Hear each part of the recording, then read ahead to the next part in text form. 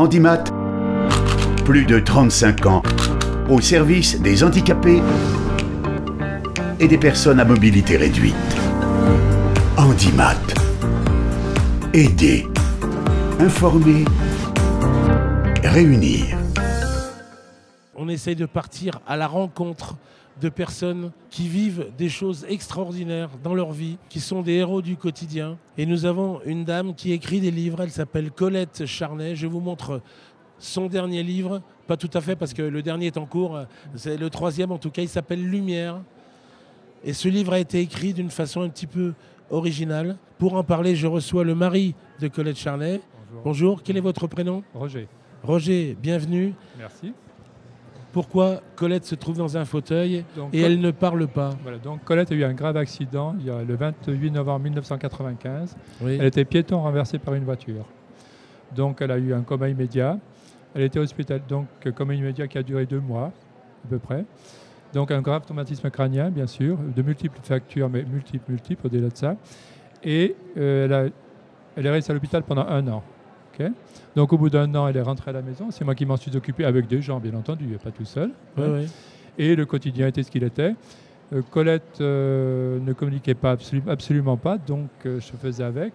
Je réussissais à savoir si elle avait mal, si elle avait faim ou des choses comme ça, parce qu'elle réussissait à communiquer avec moi, mais sans vraiment comprendre, mais on y arrivait. Et puis, Colette avait beaucoup de rééducation de tout genre. On a vraiment tout essayé, mais vraiment tout essayé. Même des questions d'isolation sensorielle, beaucoup de choses, voyez, parce que vraiment, je pensais que Colette allait s'en sortir, bêtement. Eh oui. Voilà. On s'accroche toujours. Hein. Toujours. Eh Donc, oui. je me suis accroché à tout ce qui s'est... Vraiment tout. Vraiment, j'ai fait le maximum, enfin, tout ce qui était possible. Et au bout de 18 ans, je veux dire à peu près, hein, je sentais que Colette partait. Elle ne mourrait pas, c'est pas ça, mais elle n'était plus là. Et j'étais très inquiet. Et le hasard, qui sûrement fait bien les choses, a fait que j'ai rencontré de nouveau un ami qu'on connaissait il y a une 30aine d'années, qui s'appelle Jean-Paul, hein, et qui s'initiait à ce moment-là à la communication facilitée.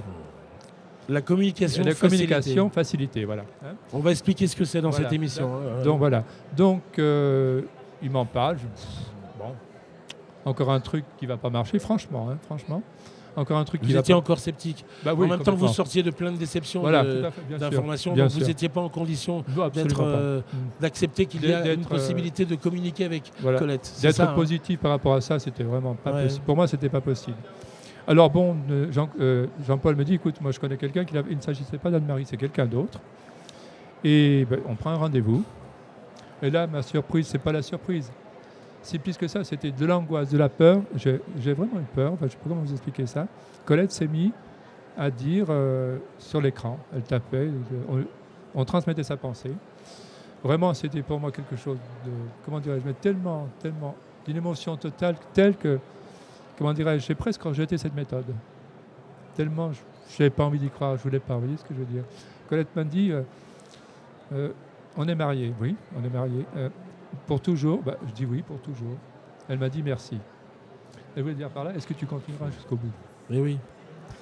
Alors, on connaît beaucoup de situations où le conjoint lâche Bien sûr. l'affaire parce qu'au Bien bout d'un sûr. moment, c'est très difficile comme situation. bien entendu. On a beau avoir de l'amour, peut-être même de la compassion, beaucoup d'amitié, mais il faut vivre à côté de ça. Et C'est on a exact. l'impression qu'on se sclérose un peu à travers bien sûr. tous ces événements.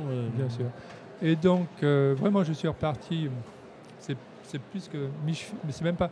J'avais pas envie, vous voyez ce que je veux dire? Oui. Et Dieu merci, Jean-Paul est revenu. Me voir. J'écoute. Ça, je n'ai pas envie, ça va pas. Comment dirais-je? Je me sens mal. Colette, je trouve pas que c'est bien. Je ne sais pas ce qui se passe. Je n'ai vraiment pas envie. Il me dit, écoute, moi, je suis en train de faire cette communication facilitée. Je vais essayer de lui en faire une. OK? Donc, il a pris sa main, avec un écran. Et là, il m'a dit, mais... Donc, il a écrit 3 lignes. Je ne me souviens plus des 3 lignes. Il m'a dit, écoute, je ne peux pas. Ça vient tellement, une telle force que je ne peux pas suivre. Il y a un tel amoncellement de pensée, une force de pensée que je ne peux pas suivre, ce n'est pas possible. Comment ça s'explique? Elle a gardé beaucoup de choses en elle, voilà. Elle voulait beaucoup s'exprimer. Voilà, c'est ça. Il m'a dit, mais je ne peux pas. Alors à ce moment-là, il a contacté Anne-Marie, D'accord. qui est venue à la maison, parce qu'Anne-Marie, voilà, elle vient à la maison en plus, et elle a commencé l'aventure avec Colette. Anne-Marie Guy-Fresserve. Voilà. Hein? Bonjour, c'est votre métier ça, la communication facilitée? Alors, c'est pas un métier. C'est un outil qui peut être au service de tous les gens qui sont dans la relation d'aide. Alors moi, je suis écrivain public, mais ça peut être un thérapeute, un ostéopathe, une infirmière, un médecin, qui veut pouvoir communiquer avec une personne qui n'a pas de langage oral et qui peut utiliser cette méthode. Comment ça fonctionne, cette communication? Simplement un clavier, un soutien de la main et on se met à l'écoute de la personne. Mais votre support, il est particulier? Non, Ah, c'est un support papier, c'est un clavier de papier. Ah d'accord, elle tape les lettres? Oui. La Et personne donc tape la les personne, et on accompagne son geste. Alors, bien souvent on utilise un Je le ordinateur. montre à la caméra, voilà. C'est Bien tout souvent. simplement l'alphabet. hein. Voilà. On utilise souvent un ordinateur parce que ça garde en mémoire. Oui, quand oui. on veut garder traces, quand on D'accord. veut faire un livre, D'accord. voilà, garder traces de ce qui est écrit. Quand on est dans de la communication comme maintenant, il n'y a pas besoin de garder traces, donc on a simplement besoin d'un clavier de papier. Et Cette- sinon, c'est se mettre à l'écoute de la personne. Cette méthode est arrivée il y a longtemps. En France, il y a 20-25 ans à peu près. C'est inventé par... Quelqu'un qui était en Australie, Oui. une orthophoniste, qui voulait pouvoir faire communiquer des personnes handicapées sans langage.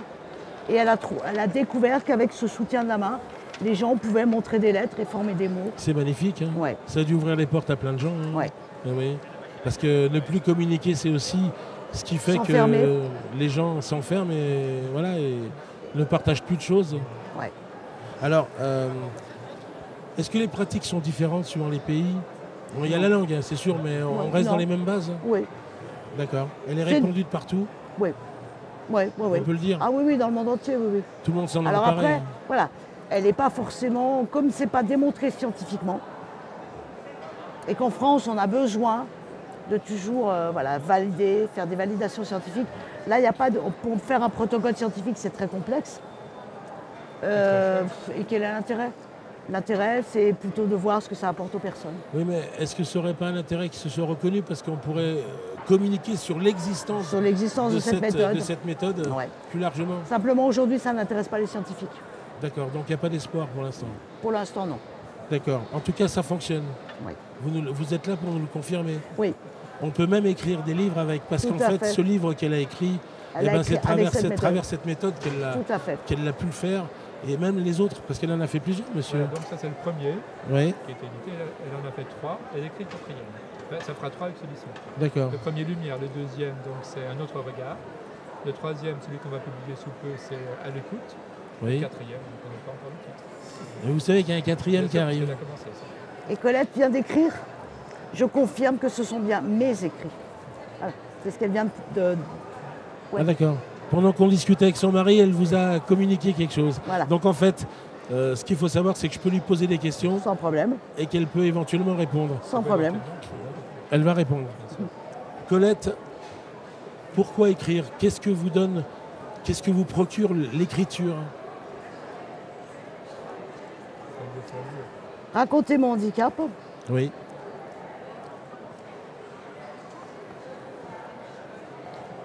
et ce que j'ai vécu. communiquer avec votre mari, c'était quelque chose qui vous tenait à cœur? Indispensable. Eh oui. Alors, Colette, je lui ai demandé de faire très court, hein, de faire très court pour que ça rallonge pas D'accord. l'entretien, hein, mais voilà, donc indispensable. Donc dans cette technique, vous suivez le doigt et vous avez... vous- J'accompagne le doigt, vous voyez, je soutiens simplement. D'accord. Le soutien qu'apporte Anne-Marie Guy Fresserve dans cette interview, il est essentiel pour vous, je suppose.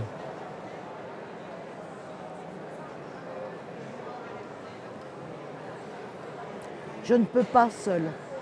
Eh oui. Est-ce que vous avez appris cette méthode? Je pratique cette méthode, mais je n'ai pas la dextérité d'Anne-Marie. Ok, pardon, je parle. Donc je le fais simplement pour Colette à la maison tous les deux. Maintenant, j'arrive facilement à savoir ce qu'elle veut tous les jours. Elle veut dormir, je le sais, j'ai compris. Il y a beaucoup de choses que j'ai compris directement maintenant. Vous voyez, parce que je sais le faire. Maintenant, je ne me lancerai jamais à traduire la pensée de Colette en livre. Parce que Colette, comment dirais-je, va assez loin, assez profondément dans ses écrits et j'aurais peur d'interférer sa pensée. Votre travail d'écrivain public, un écrivain public, on le rappelle, ça permet d'écrire un livre à la place de la personne qui maîtrise pas trop l'écriture mais qui a des choses à exprimer. Tout à Donc fait. vous mettez en forme un peu ce que veut raconter la personne, vous en faites un livre. Là vous devenez non seulement indispensable pour traduire ce qu'exprime Colette, mais en même temps vous le mettez en forme pour en faire un livre. Tout à fait. Qu'est-ce que vous a amené ce genre d'expérience, vous personnellement? Qu'est-ce que ça m'a apporté? Oui. Eh Parce ben, que la pratique est un petit peu différente quand même, hein, vis-à-vis d'écrire un livre Ah oui, pour oui, une oui, autre bien personne. sûr. C'est moi, beaucoup plus long. c'est C'est pour- beaucoup plus long. Oui, bien sûr, c'est beaucoup plus long puisque ça prend, voilà, pour écrire 2-3 pages, il faut 1 heure. Ah oui. Simplement avec cette méthode, on écrit d'un premier geste, c'est-à-dire qu'il n'y a pas de brouillon. Il n'y a jamais de brouillon. Colette écrit, et ce qui est écrit est toujours bien construit, bien, voilà, avec un style d'écriture tout à fait particulier, qui est le sien, mais il n'y a pas de relecture. On ne dit pas, ça c'est le premier brouillon, on recommence, on reprend. Non, c'est écrit d'un premier jet. Parce qu'elle a le temps de penser, et une fois que ça arrive, c'est ce que disait son ami, ça bouillonne en elle. Donc ça arrive, c'est très fluide, et puis il suffit d'écrire. Vous qui avez connu Colette avant son accident, est-ce qu'elle avait déjà des prédispositions à l'écriture? Elle était secrétaire de direction Ah et très bavarde. Eh C'est oui. quelqu'un qui aimait la relation. Elle ne vivait que pour la relation. Hein. J'aimerais, si vous le voulez bien, vous lire un petit passage de son livre. Allez-y. Ok. La logistique du quotidien doit être lourde, car je ne suis pas très efficace dans ce domaine. Mais j'en suis détaché ailleurs. Et ça, il faut le comprendre. Je suis dans un monde enfermé par mon mutisme et par la dégradation de mon cerveau. Et pourtant, que j'aime la vie. Que je suis heureuse, même si c'est dur parfois. Je sais juste que là, ça va pas très loin. J'ai envie de hurler à grands cris pour ouvrir le chemin des mots à ma bouche. Mais je sais que c'est peine perdue. Pour moi, cette possibilité de communiquer est grave. Et je sais maintenant pouvoir partager avec celui qui est toujours là pour moi. Elle parlait de moi. Communiquer, je lui ai dit l'essentiel. Mais d'autres points pourraient être partagés sur un clavier. Je ne serai pas dans le quotidien, car ce n'est pas ce que je veux partager. L'avenir me paraît plus radieux. Une lumière s'est éclairée et je la conserve pour les moments de doute et de désespoir. Très bien. Voilà. Alors, vous recevez tous ces écrits en pleine Ouais. face. Ouais. Qu'est-ce que ça vous procure? De l'émotion Et beaucoup de joie, parce que, Ouais. voilà, parce que je sens que ces personnes, Colette, elle a à dire, à raconter tout ce qu'elle a vécu, tout ce Eh oui. qu'elle vit actuellement, hein, qu'elle chemine, voilà. Et se raccrocher à la vie malgré tout. Et c'est plein de joie. Mais vraiment de la joie, quoi. Qu'est-ce que vous aimeriez dire à votre mari? Colette. Colette, qu'est-ce que vous aimeriez exprimer à votre mari? Un message pour celui qui ne vous a jamais lâché, qui a toujours été à vos côtés, qui sera encore là tout le long et qui a envie vraiment, vraiment d'être avec vous. Là, je sens qu'elle a envie d'écrire des choses. Qu'est-ce qu'elle nous a dit? Lui dire que je l'aime. Eh ben dites-lui avec les yeux. C'est Je difficile. sais tout ça. Ouais. Elle vous le dit souvent? Je sens, oui, les matins lorsque je la lève, c'est le seul moment où elle est capable, en fait c'est assez curieux, d'animer son visage.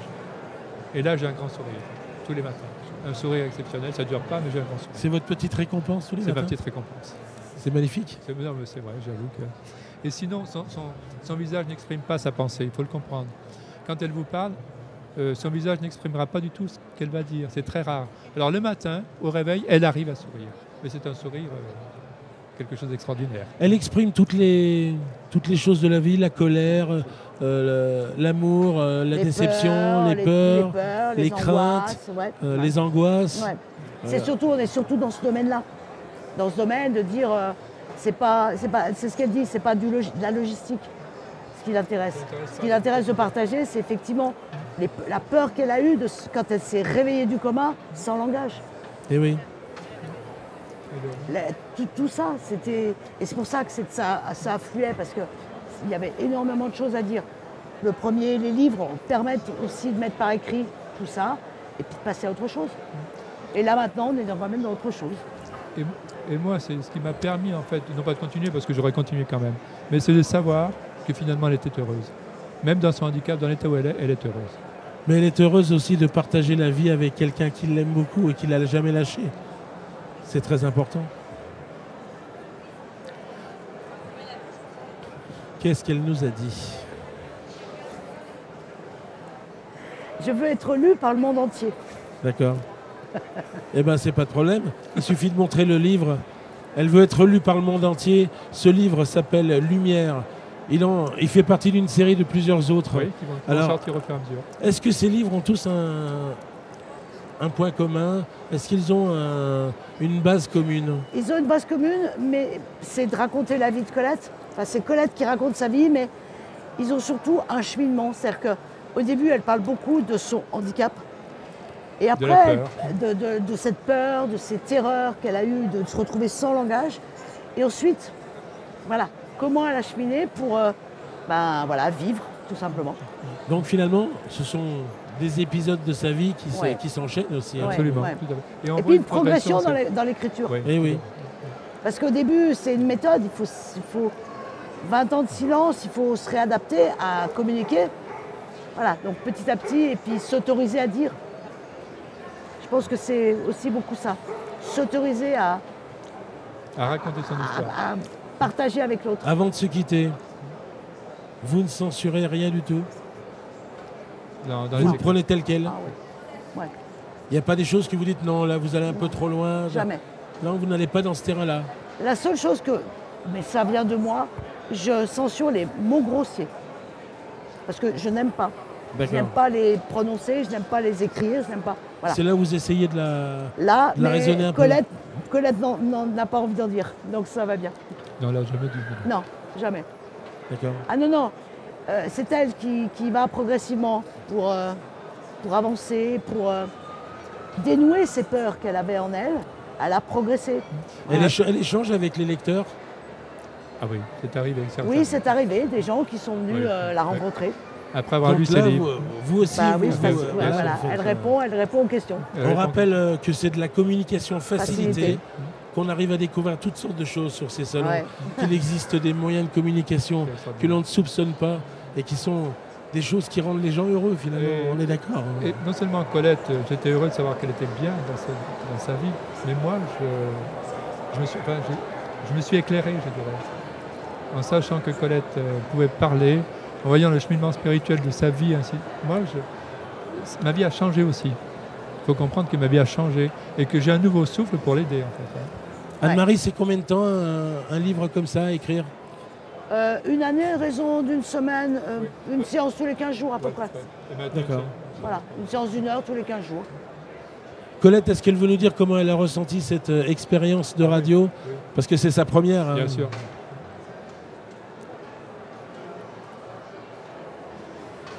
J'espère qu'elle veut nous dire vivement la deuxième.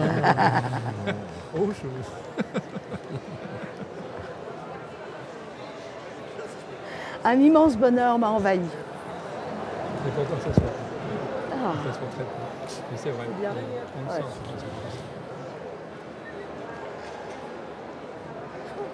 Là, elle écrit non, je déconne, je me suis fait chier. Non, merci. Merci beaucoup.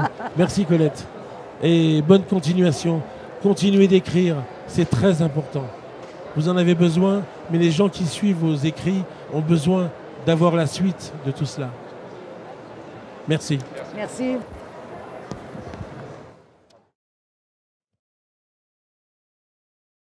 Handimat, plus de 35 ans, au service des handicapés et des personnes à mobilité réduite. Handimat. Aider, informer, réunir.